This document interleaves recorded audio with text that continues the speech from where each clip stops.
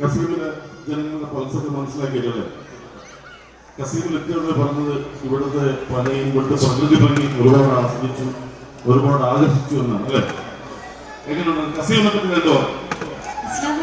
നമസ്കാരം എല്ലാവർക്കും. അടിപൊളിയായിരുന്നു. നമ്മൾ ആദ്യമായിട്ടാണ് കസീം എന്നൊരു സ്ഥലത്തേക്ക് വരുന്നത്.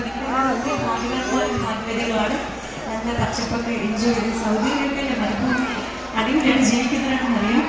പിന്നെ ഇവിടെ വന്നപ്പോൾ നിങ്ങൾ എല്ലാവരുടെ എന്തൊരു എനർജി, എന്തൊരു സന്തോഷം, ആ ഒരു ഫ്രണ്ട്ഷിപ്പ് എല്ലാം കാണാൻ പറ്റിയ സന്തോഷം. നമുക്ക് അടിച്ചു പൊളിക്കണം. നമ്മൾ അടിപൊളി പാട്ടൊക്കെ റെഡി ആയിട്ടുണ്ട്.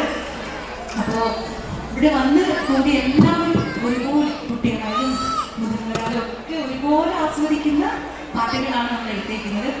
അപ്പോൾ നമ്മൾ പെരുന്നാളാണ് ഇപ്പോൾ കഴിഞ്ഞ ആഴ്ച. അപ്പോൾ ഒരു മാപ്പിളപ്പാട്ട് വൈകിട്ട് തന്നെ തുടങ്ങിയാലോ?